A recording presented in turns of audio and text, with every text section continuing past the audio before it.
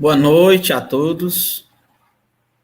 Desejamos a todos muita paz, muita luz e que Jesus nos ilumine para que possamos compreender os seus exemplos, que as suas palavras elas possam penetrar nos nossos sentimentos, nos nossos pensamentos.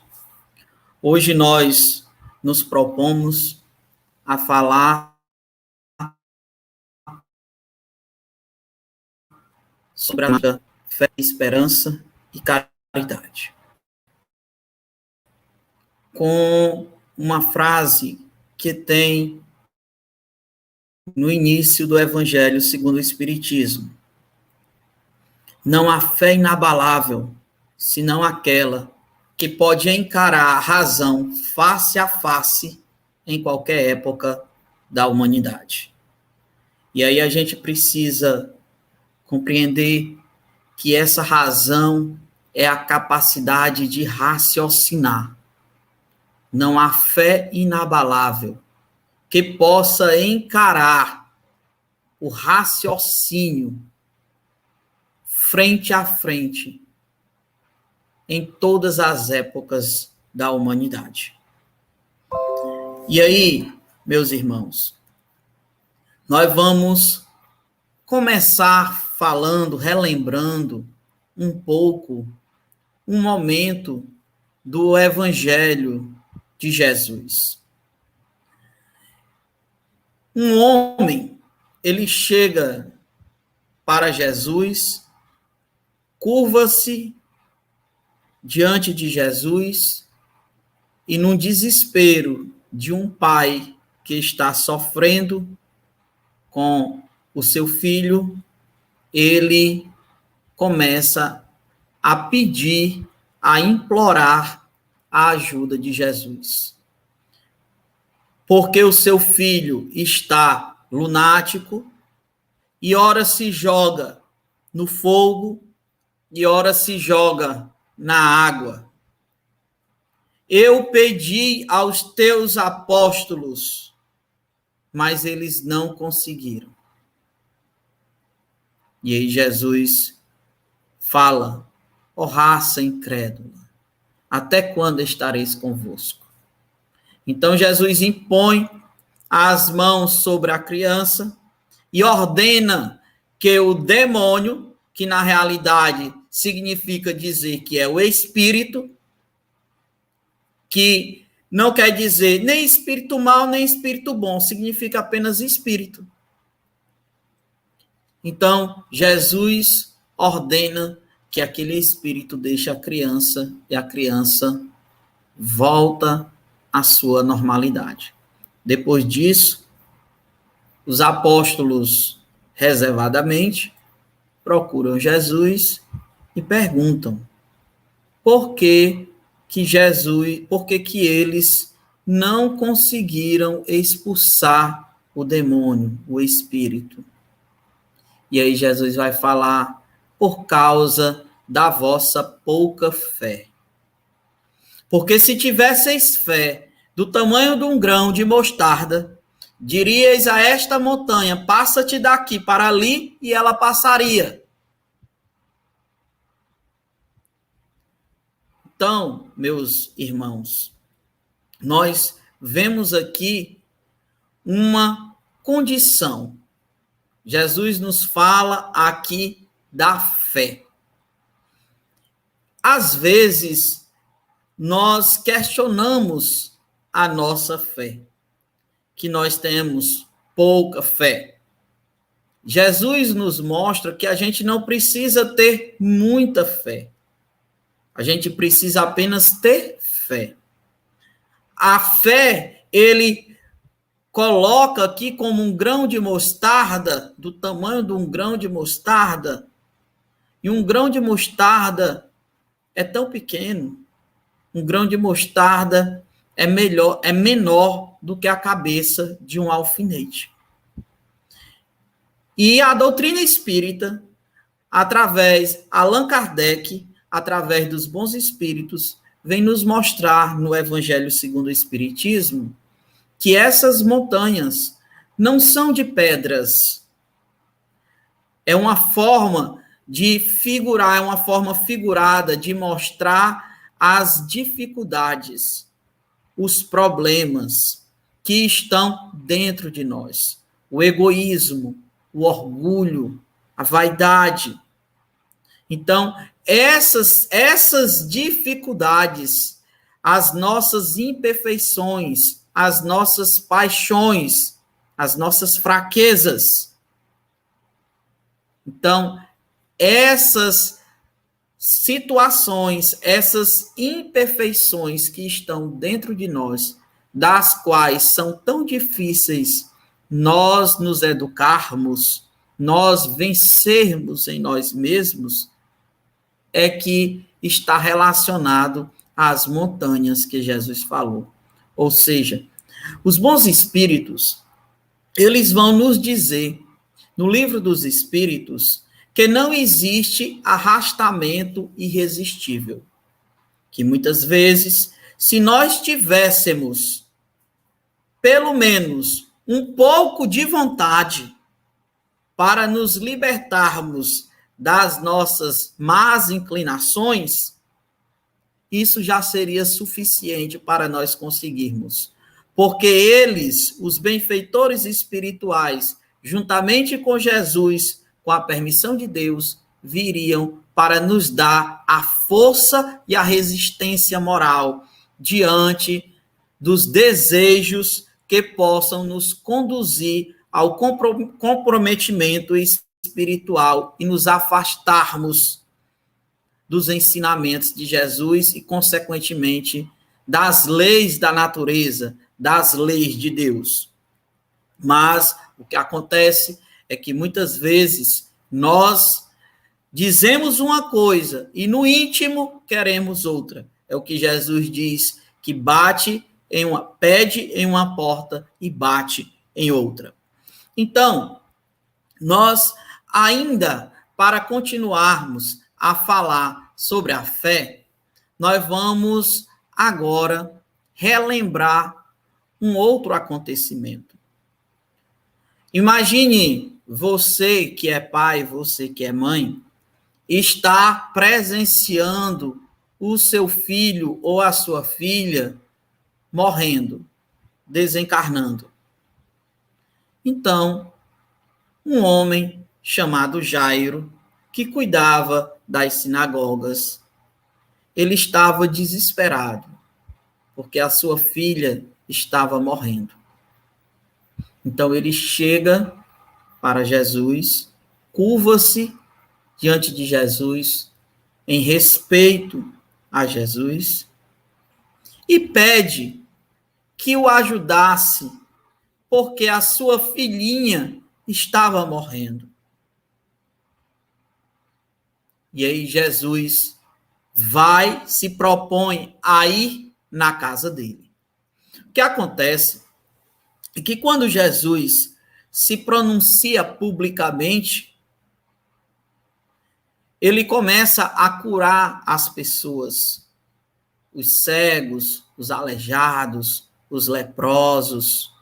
Ele preenchia o íntimo da alma de cada um, o vazio interior das pessoas que lá estavam, que até então eram pessoas muito sofridas e esquecidas por todos e principalmente pelos poderosos.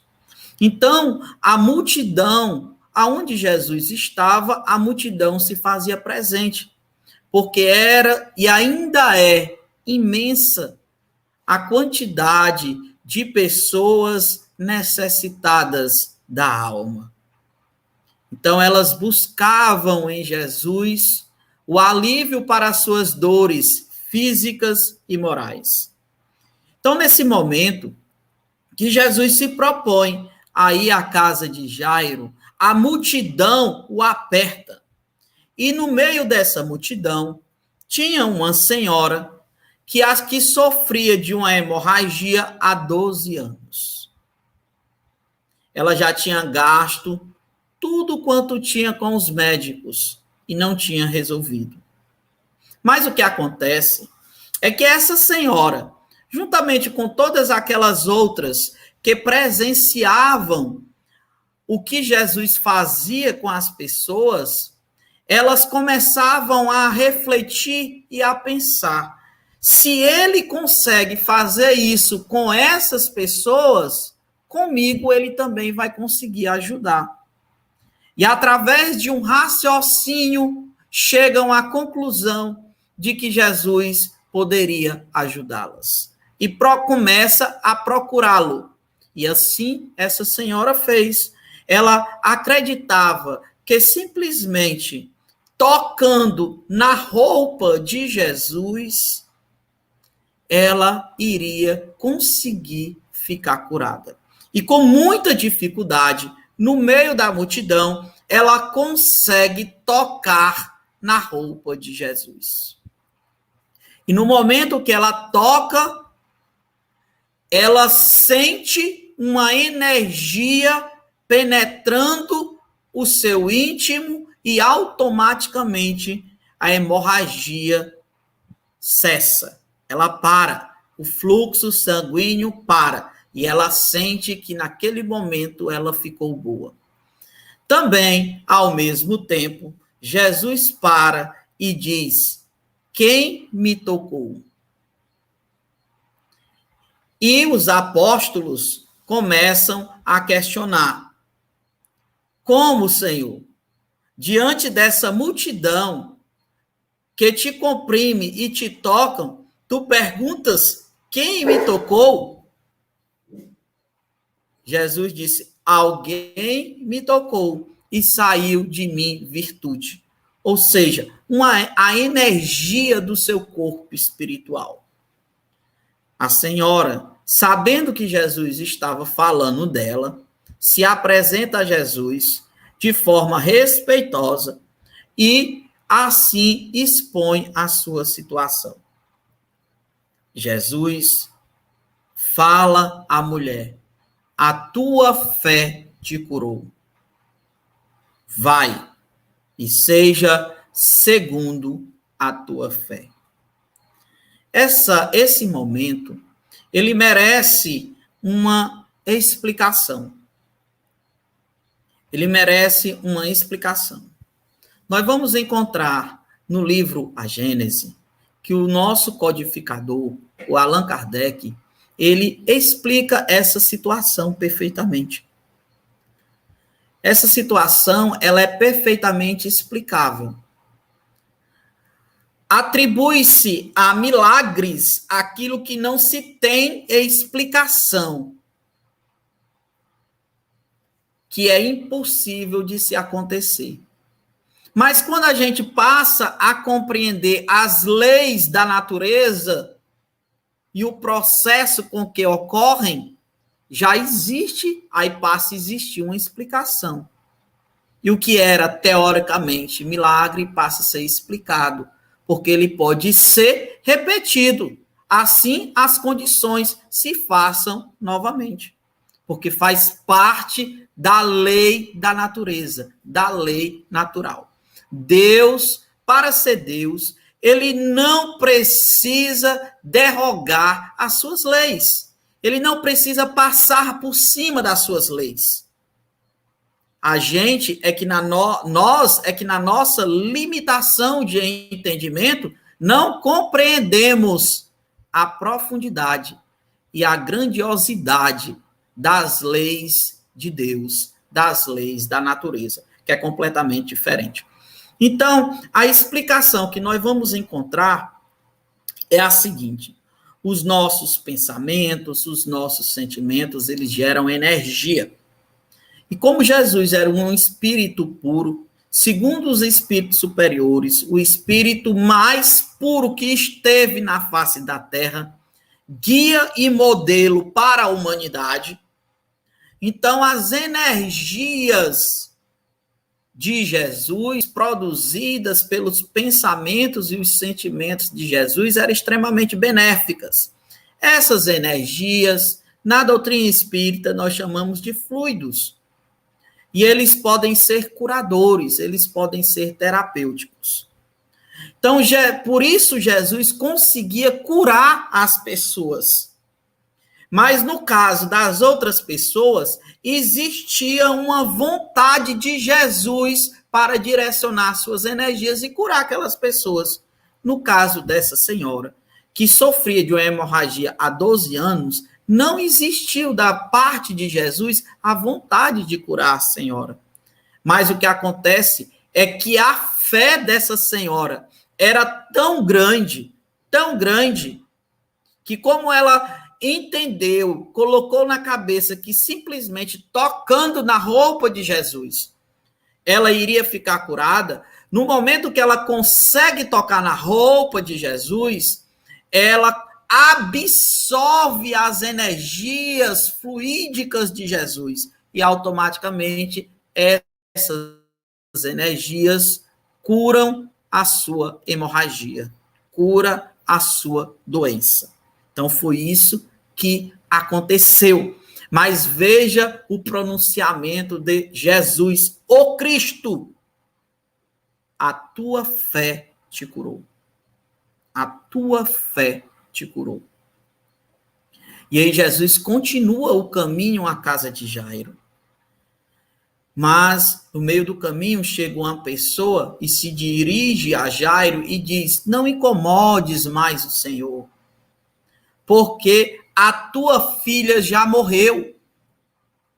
Jesus olha para Jairo e diz: crê somente e vem comigo. E assim eles foram.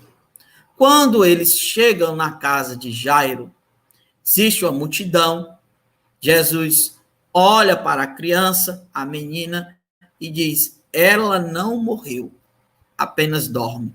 Então as pessoas começam a fazer chacota com a cara dele. Aqui no Ceará nós chamamos de fazer hora.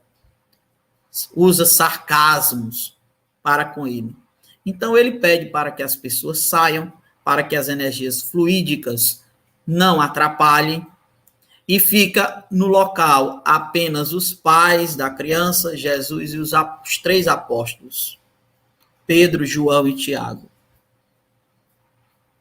Jesus apenas diz: Talita cum, que quer dizer: menininha, levanta-te. E a menina se levanta. E eles mandam dar comida à menina. Esse momento, ele também merece uma explicação. Nós, todos nós, somos espíritos imortais que estamos ligados a um corpo de carne e osso. Então, nós temos o corpo de carne e osso, que é o corpo material. Nós temos o corpo espiritual, que é o perispírito, que o apóstolo Paulo chama de corpo natural, de corpo espiritual. E somos espíritos. Nós que estamos vivos, entre aspas, né, ligados ao corpo de carne e osso, existe uma ligação entre o nosso corpo espiritual e o nosso corpo material. Essa ligação, ela é energética. E a morte, ela só acontece quando os laços energéticos que ligam o corpo espiritual e o corpo material são completamente rompidos. Em virtude da grande evolução espiritual de Jesus, ele tinha a visão espiritual plena. Nós que estamos ligados ao corpo espiritual, nós conseguimos perceber o mundo espiritual em alguns momentos através de uma coisa chamada mediunidade. Mas Jesus ele tinha essa visão plena e constante. Então ele viu perfeitamente que os laços de ligação entre o corpo espiritual daquela menina e o corpo material não estavam completamente rompidos. e usou da sua capacidade energética, do seu poder energético, para reconstituir essa ligação e aí chamar a menina de volta à vida. Eis aí a explicação. Ainda recorrendo a alguns acontecimentos na vida de Jesus, nós vamos ver que um centurião, que era um homem que cuidava, que tinha sobre a sua responsabilidade e o seu comando 100 soldados, que a gente chama de centúria. Então, o centurião chegou para Jesus e disse: Senhor, o meu servo está doente. E aí merece uma atenção, porque ele não diz o meu empregado, ele não diz o meu soldado. Naquela época, na época de Jesus, no local que Jesus estava, a cultura, isso significava dizer que existia entre o centurião e a pessoa que estava doente, existia um cuidado diferente, um cuidado especial. O meu servo está doente, à beira da morte. Jesus olha para ele e diz: eu irei lá. O centurião olha para Jesus e diz: eu não sou digno que entreis em meu teto. Algumas traduções falam em minha morada. Mas direis uma só palavra e o meu servo será salvo. Porque eu também, veja bem as palavras do centurião, eu também sou homem de autoridade. E digo ao meu soldado, vai, e ele vai. Ao meu servo, vem, e ele vem. Então, Senhor, dize apenas uma palavra, e o meu servo será salvo. Jesus olha para o centurião e diz: nem mesmo em Israel, que é um território com vários países, eu encontrei tamanha fé. Vai e seja feito ao teu servo segundo a tua fé. Gostaríamos de falar um pouco sobre esta situação. Por quê? Porque nós precisamos analisar, observar as palavras do centurião. O centurião, ele diz: eu também. Quando a gente diz também, significa dizer que a pessoa que está falando e mais alguém está incluído na situação. Eu também sou homem de autoridade. E digo ao meu soldado, vai, e ele vai. Ao meu servo, vem, e ele vem. Dize uma palavra, e o meu servo será salvo.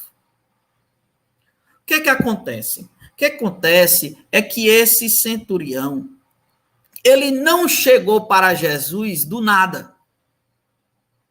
Ele observou Jesus. Ele viu o que Jesus estava fazendo com as pessoas, as curas que Jesus estava realizando, as pessoas que Jesus estava consolando, que Jesus estava confortando. E ele compreendeu muito bem a autoridade moral de Jesus, a capacidade de Jesus, além de compreender também de que Jesus não agia completamente só, que seres invisíveis agiam sob o comando de Jesus. Daí o porquê ele dizer, eu mando o meu soldado, vai e ele vai. Eu mando ao meu servo, vem e ele vem. Dize, Senhor, uma palavra e ele será salvo. Isso na doutrina espírita, meus irmãos, nós chamamos de fé raciocinada. Não existe uma crença só por acreditar. No caso desse centurião e de todos os outros que nós falamos, de Jairo, da mulher que estava com a hemorragia e do outro senhor que estava com um filho lunático que se jogava entre o fogo e a água, não era simplesmente crer por crer. Eles viram o que Jesus fazia e chegaram a um raciocínio, a uma conclusão de que as outras pessoas poderiam ficar, estavam sendo curadas e atendidas, socorridas por Jesus, o Cristo. Então, no caso delas, Jesus também poderia socorrê-las. Isso se chama raciocínio, isso se chama pensamento. A fé, ela é muito direcionada, quando a gente utiliza a palavra fé, à religiosidade. E no que nós vamos falar sobre a fé religiosa, nós podemos dizer que a fé, ela pode ser raciocinada ou pode ser cega. A fé cega não existe estruturas. Ela não tem estrutura, ela não tem sustentação. Então, diante das adversidades, diante das dificuldades, ela não se sustenta por si só.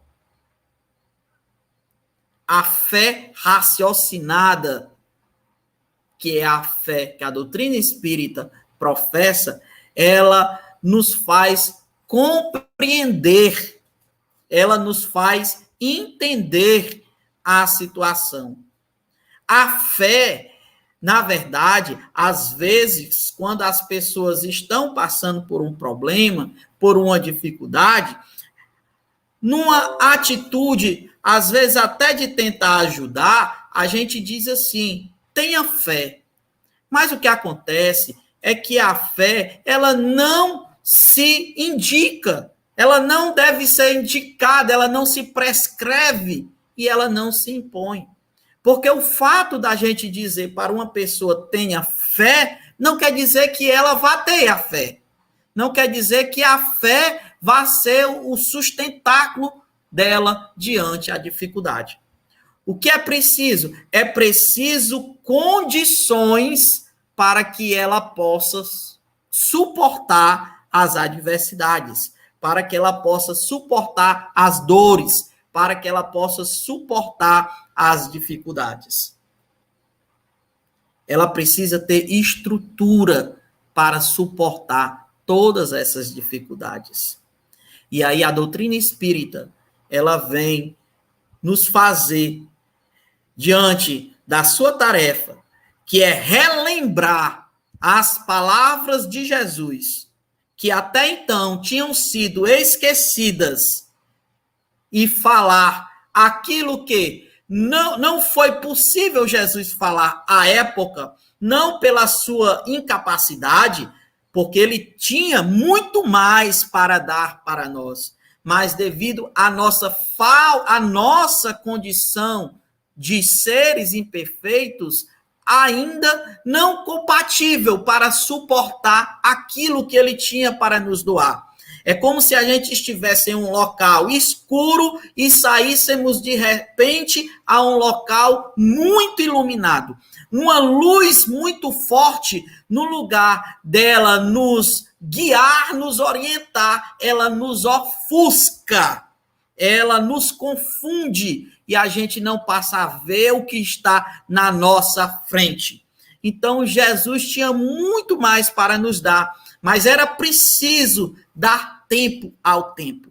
Era preciso deixar que aqueles espíritos que hoje somos nós pudessem reencarnar sucessivas vezes para amadurecer espiritualmente, para crescer moralmente, e também para que a ciência pudesse desenvolver, para que pudesse ser absolvido tudo aquilo que ele tinha para nos dar. Daí, então, ele dizer que não nos deixaria órfãos, mas que enviaria o Consolador prometido, o Espírito de verdade. Então, a doutrina espírita, ela vem no tempo certo. Agora, relembrar as palavras que foram esquecidas de Jesus, explicar as que foram mal entendidas, mal interpretadas e continuar aquilo que não foi possível ser revelado à humanidade por incapacidade momentânea nossa, não de Jesus. Então, a doutrina espírita, ela vem, porque Jesus, eu sempre digo às pessoas, Jesus, ele apresenta Deus à humanidade de uma forma maravilhosa, de uma forma muito simples e de uma forma muito linda e surpreendente. Jesus apresenta, porque até então, antes de Jesus, Deus era visto como um Deus vingativo, um Deus impiedoso, um Deus melindroso, que não poderia ser contrariado, porque ele se enchia de ira e ele se enchia de raiva. Daí começar as ideias dos sacrifícios. Mas Jesus apresenta para a humanidade Deus como um Pai amoroso, um Pai que nos ama infinitamente e que jamais nos abandona. E nós precisamos compreender esse Deus amoroso que Jesus falou. E a doutrina espírita, ela vem nos fazer compreender, nos mostrando nos fazer compreender, lógico, que dentro das nossas limitações evolutivas, mas nos fazer compreender como é esse amor que Deus tem para conosco. Porque vamos refletir um pouco, vamos pensar um pouco. Porque, veja bem, se nós fôssemos, porque uma das grandes dificuldades que nós temos diante dos problemas, diante das dores, das angústias, é a gente olhar e não conseguir ver um fim para aquela dor. A gente, por não conseguir ver o fim, a gente não tem esperança. A gente entra em desespero. Então, meus irmãos, raciocinemos um pouco. Se Deus nos ama, que amor seria esse? De nos deixar sofrendo eternamente e não se comover nem um pouco com a nossa dor, o nosso sofrimento? Isso não seria amor, seria impiedade. E Deus já não seria Deus. É preciso nós compreendermos, e Jesus vem nos mostrar muitas vezes, que a vida, ela não se acaba com a morte. A vida, ela continua além da morte. O que morre é o corpo de carne e osso. Nós, espíritos imortais, não morremos.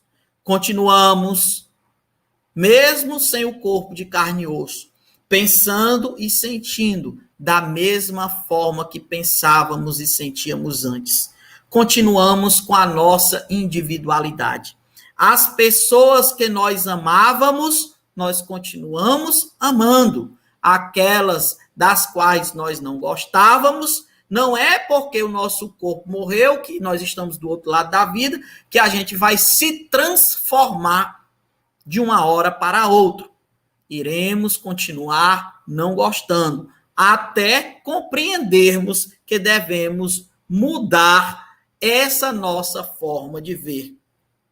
Continuamos a nossa individualidade, continuamos com o nosso pensamento, o nosso sentimento, os nossos aprendizados, as nossas conquistas intelectuais. Daí o porquê Jesus dizer para buscarmos não os tesouros na terra, aonde a traça e o ferrugem corrói, aonde o ladrão vem e rouba, mas buscarmos tesouros no céu, aonde a traça e o ferrugem não corrói, aonde o ladrão não rouba. Isso ele está querendo dizer o quê? Ele está nos mostrando que somos espíritos imortais e as coisas materiais, elas têm serventia e utilidade enquanto nós estivermos ligados ao corpo de carne e osso, estivermos assim vivos no corpo de carne e osso, entre aspas, digamos, para podermos usufruir das coisas materiais. Mas quando nós nos desprendermos do corpo de carne e osso, desencarnarmos, que algumas pessoas chamam de morrer, do outro lado da vida, tudo que for de material já não nos terá mais nenhuma serventia, já não nos será mais útil. Mas o nosso conhecimento, o nosso aprendizado, a nossa capacidade de perdoar, a nossa capacidade de compreender, a nossa indulgência, o nosso desejo de fazer o bem, isso continuará conosco, aonde quer que nós formos. Porque são conquistas espirituais, são conquistas da alma, e isso nada de material nos tira. Então, permanece conosco aonde quer que nós estejamos, mesmo que seja no mundo espiritual desligado do corpo de carne e osso. Então, nós conservamos a nossa individualidade. Por que nós estamos falando isso? Porque é importantíssimo nós compreendermos que a vida não se acaba com a morte, para podermos dar sentido às explicações, às palavras, os ensinamentos de Jesus, o Cristo. Porque sem o entendimento da imortalidade da alma, não vemos sentido para perdoar, para compreender, para amarmos até mesmo os nossos inimigos. Não vemos sentido nenhum, certo? Não vemos sentido para enfrentarmos de forma corajosa e resignada as dificuldades da vida. Não vemos sentido. Mas com a imortalidade da alma, nós começamos a compreender que as nossas conquistas morais e intelectuais, elas permanecem conosco do outro lado da vida. E do outro lado da vida será uma continuação da vida material. Isso quer dizer o quê? Quer dizer que o nosso bem-estar do outro lado da vida, a nossa felicidade ou infelicidade, a nossa consciência tranquila ou os nossos tormentos conscienciais, eles irão permanecer. Depende tudo da nossa consciência. Então, do outro lado da vida, a vida continua. E aí, a doutrina espírita vai nos mostrar, na questão 115 do Livro dos Espíritos, que nós somos espíritos e fomos criados simples e ignorantes. Simples e ignorantes em pensamentos e em sentimentos. E quando a gente começa a compreender que todos nós partimos de um único princípio, nós também começamos a compreender como é essa justiça de Deus. Que Deus não fez seres mais privilegiados do que outros. De que Deus não deu a uns, assim, o direito de ser completamente feliz e outros ser completamente infelizes. Todos nós partimos do mesmo ponto. Inclusive Jesus foi criado simples e ignorante, mas destinado à perfeição. A diferença entre nós e Jesus é a evolução espiritual. Mas ele já afirmava, tudo que eu fiz, vocês vão poder fazer, e muito mais, de acordo com o nosso grau evolutivo. Nós vamos continuar evoluindo. E aí, quando Jesus diz que ninguém verá o reino dos céus se não nascer de novo, nos mostra a reencarnação.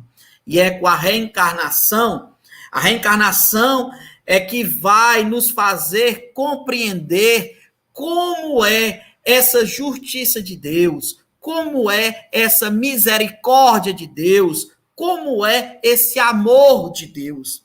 Porque a reencarnação é um mecanismo que Deus utiliza para nos dar o amor de Deus por nós. É tão grande, mas tão grande, que ele nos dá quantas oportunidades forem necessárias para nós nos libertarmos das nossas imperfeições, das nossas más paixões, dos nossos vícios materiais e morais.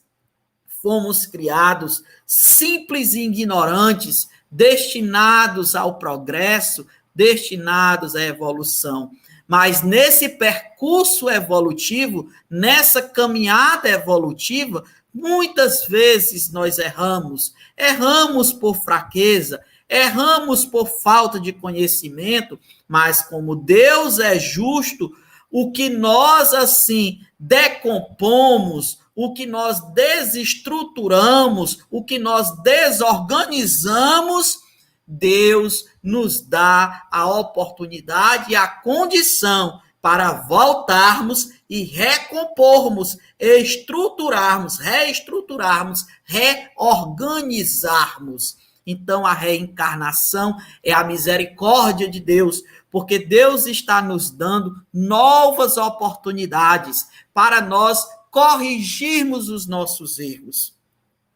E essa correção, ela funciona através do amor, porque o amor cobre a multidão de pecados. E aí você pode perguntar, e aonde fica a dor? Aonde fica o sofrimento?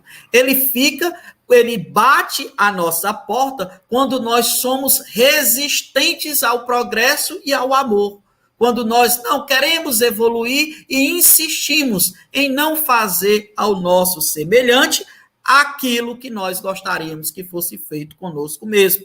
Aí bate a nossa porta a questão da dor, do sofrimento, sob a lei de causa e efeito. Porque Deus, na sua misericórdia, na sua sabedoria, nos dá a liberdade para fazermos o que quisermos e entendermos. Mas com essa liberdade, ele nos colocou um negóciozinho embutido chamado responsabilidade.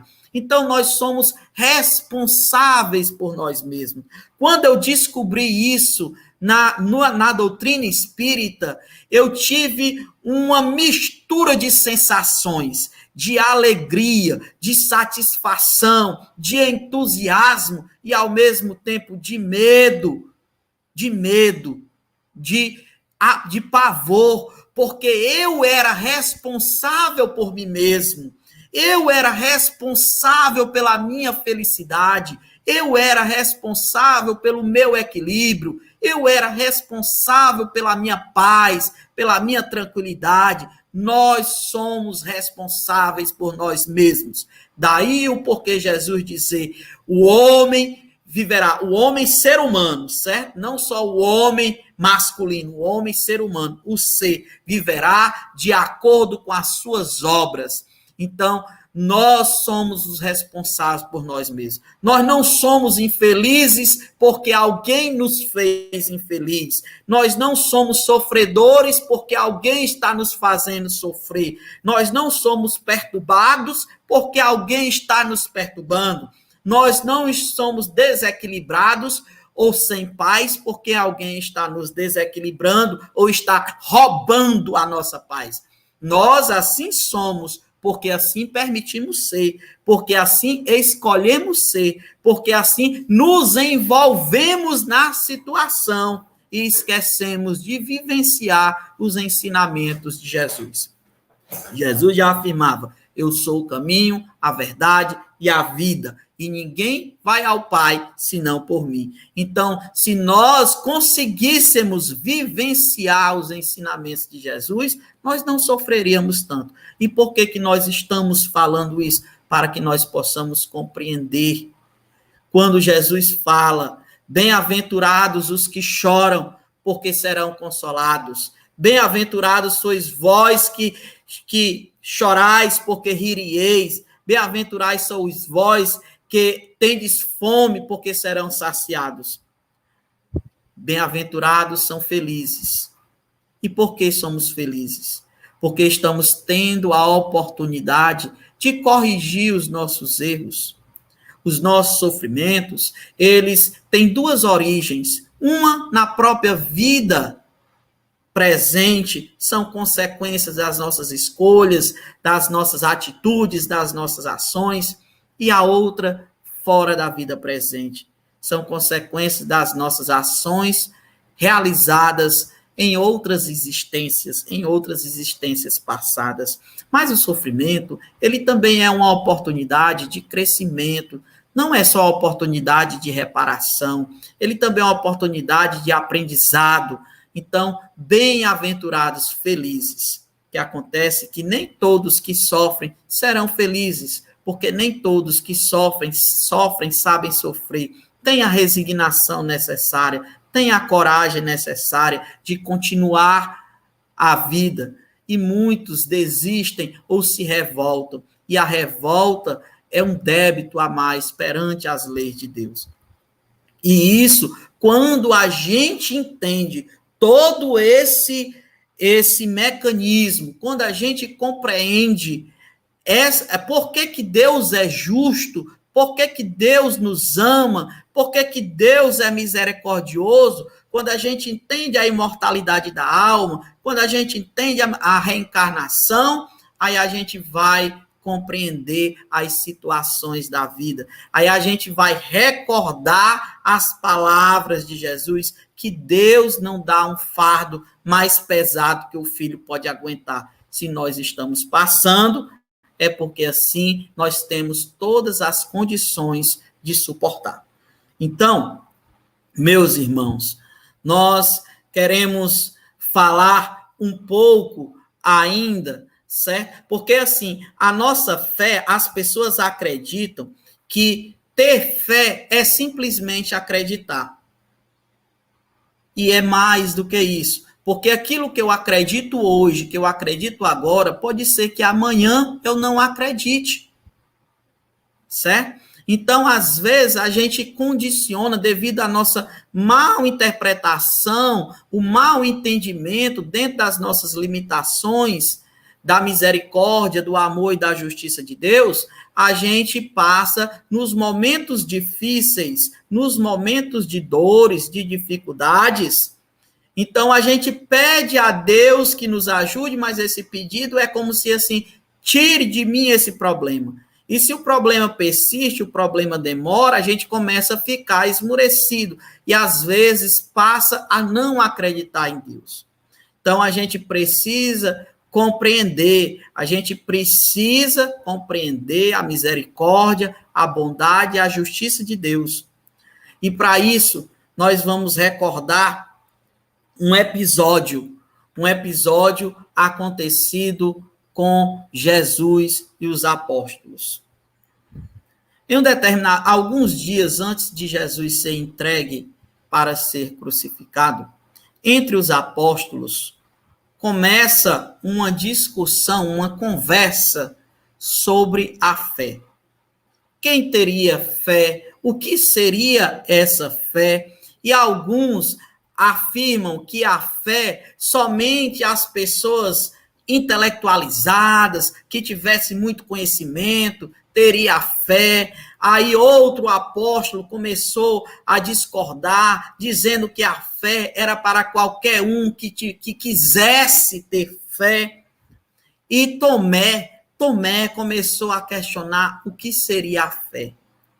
E no meio desses questionamentos, dessas conversas, Jesus começa a falar para eles o que seria a fé. A fé, diz Jesus, iremos encontrar no livro Boa Nova, ditado pelo espírito Humberto de Campos, psicografado pelo médium Francisco Cândido Xavier. Então, Jesus começa a dizer que a fé é ser fiel a Deus. E aí a gente precisa compreender o que é o significado dessa palavra fiel. Ser fiel, na realidade, quer dizer honrar a confiança que nos está sendo dada, é ser leal. Então, ter fé é ser fiel a Deus. E Jesus continua falando aos apóstolos que muitas vezes a gente acredita que fé seria somente acreditar, mas que Deus, ele nos mostra, tanto na alegria como no sofrimento, como na parte maravilhosa da vida, como nas dificuldades da vida, Deus tem um propósito para nós. E que muitas vezes essas dificuldades, essas dores e esses sofrimentos são, na realidade, oportunidades que Deus está nos dando para nós crescermos, para nós nos melhorarmos, para nós nos aperfeiçoarmos. E o diálogo continua. E diante desse diálogo, Tomé pergunta a Jesus: será, Senhor, que existe alguém que tem um sentimento com tamanha pureza, de igual o Senhor está falando? E Jesus continua a explicação. Tomé, a fé em Deus é como um filho que é leal ao seu pai. Nos momentos de dificuldades, nos momentos de dores. O que acontece? Jesus foi entregue, como nós sabemos, aos soldados por Judas, foi preso e começou o seu sofrimento, começou a sua dificuldade. Jesus sofreu muito, apanhou muito, até a crucificação. E Tomé, naquele momento, ele se disfarça, bota umas vestimentas para ficar irreconhecível e passa a acompanhar todo esse processo de Jesus. E nesse acompanhamento, ele começa a questionar o que teria Jesus feito para merecer tão grande sofrimento.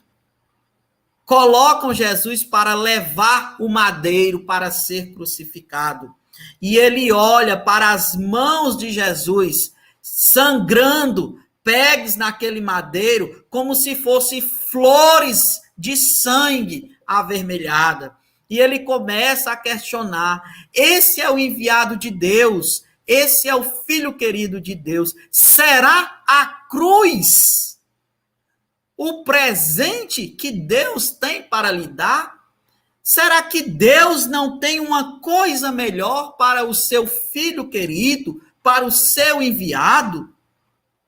E ele fica presenciando, ele busca no meio da multidão os apóstolos, não vê nenhum apóstolo. Ele busca no meio da multidão as pessoas que Jesus consolou, que Jesus esclareceu, que Jesus preencheu, e não vê ninguém. Ele busca no meio da multidão os cegos que Jesus curou, as pessoas aleijadas que Jesus fez andar, os leprosos que Jesus curou, e não vê ninguém ao lado de Jesus. E ele fica se questionando: como pode um homem desse, que só fez o bem às pessoas, estar abandonado por todos, está sofrendo dessa maneira?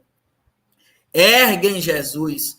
Ele presencia quando cravam os pinos no pulso de Jesus para crucificá-lo, e aquilo fica gravado na mente dele. Ele presencia quando o soldado enfia a lança nas costelas de Jesus e jorra o sangue, e aquilo fica gravado na mente dele.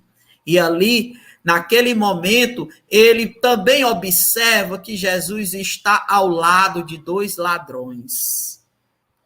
E presencia uma das conversas desses ladrões para Jesus: Senhor, Senhor, tende misericórdia de mim, Senhor, no teu reino. E aí, Tomé, observando aquilo, ele começa a ver que Jesus direciona o olhar para ele. E em voz muito fraca, e talvez até pelo próprio pensamento, começa a dizer a Tomé: vês, Tomé, vês a caridade, os bens, os meus apóstolos me abandonaram, aqueles que eu curei não estão aqui, mas este ladrão, mesmo assim, ele confia e é leal ao Senhor. Isso é a fé, Tomé. A fé é ser leal, é ser fiel à vontade de Deus. Jesus desencarna, passam-se os 3 dias, Maria Madalena, juntamente com outra Maria e outra mulher, vão ao sepulcro, preparam umas águas com cheiros, com flores, para ungir o corpo, de acordo com o costume da época. E aí, quando chegam lá, veem que a pedra do túmulo foi removida. E elas entram em desespero. E ali, depois, o que acontece? Elas presenciam 2 espíritos ao lado. E justamente ela pergunta, Madalena pergunta: cadê o meu Senhor? O que foi feito do meu Senhor? Jesus, que aparece às suas costas, diz: Maria. E aí Maria, ela começa a dizer: Senhor, és tu, Senhor.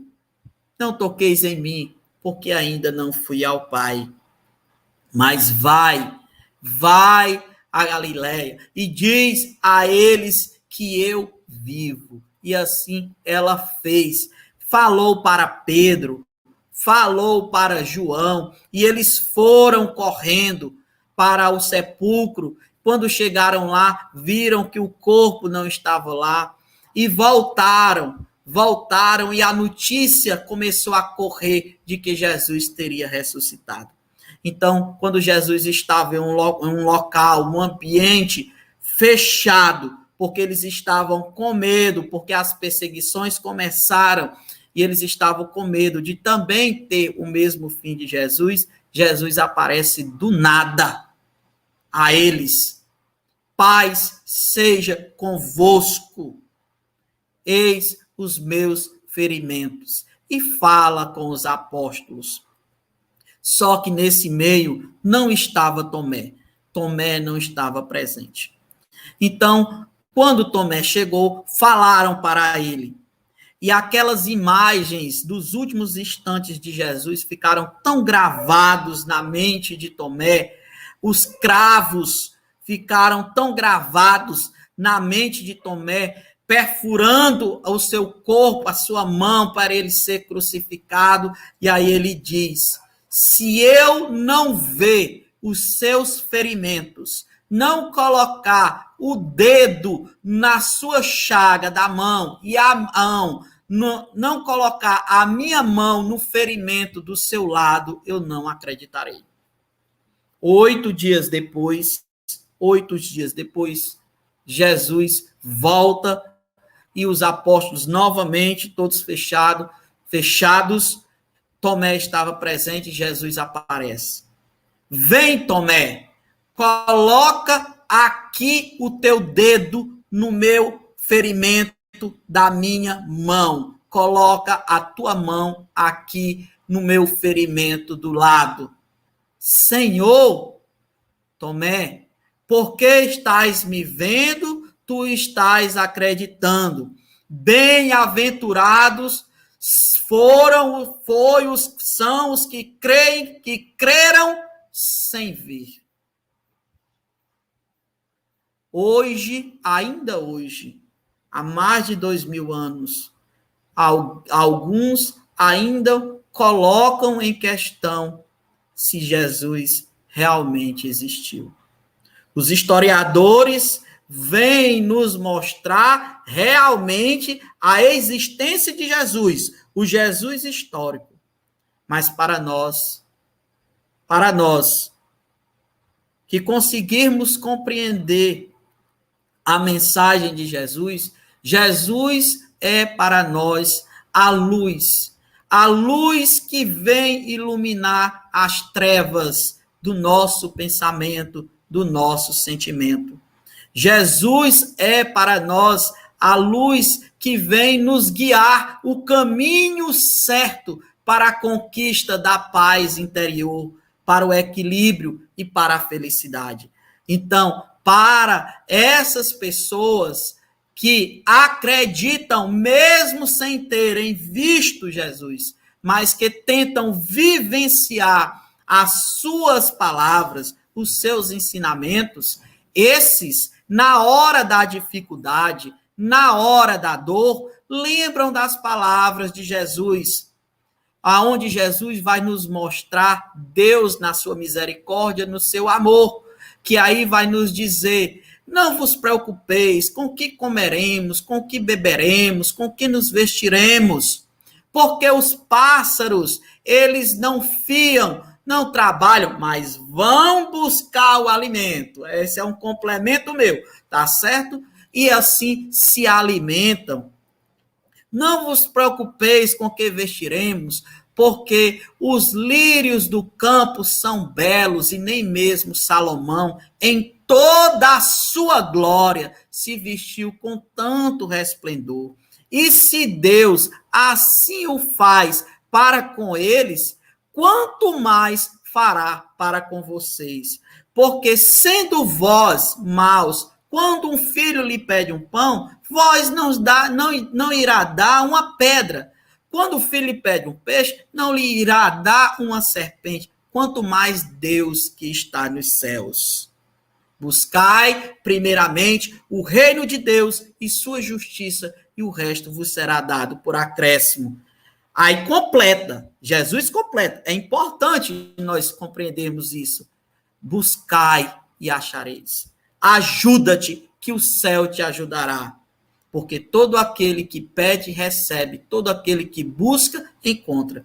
Então, Jesus está nos mostrando que Deus, na sua misericórdia, no seu amor, ele nos dá todas as condições necessárias para a nossa sobrevivência, para o nosso bem-estar. Porque uma das condições da felicidade para nós encarnados é termos o necessário para sobrevivermos. Para nós, espíritos imortais, é a consciência tranquila. Então, Deus nos dá todas as condições. Agora, é preciso, é necessário nós fazermos a nossa parte, nós buscarmos. Então, a fé está associada à ação. Ser fiel, ser leal à vontade de Deus, conforme Jesus falou para Tomé, mesmo diante das dificuldades, porque são nessas dificuldades que Deus está nos dando a oportunidade de crescimento, de aprendizado, de aprimoramento, para alcançarmos a paz da nossa consciência, o equilíbrio e, consequentemente, a nossa fé. Ficamos aqui, desejamos a todos muita paz e muita luz.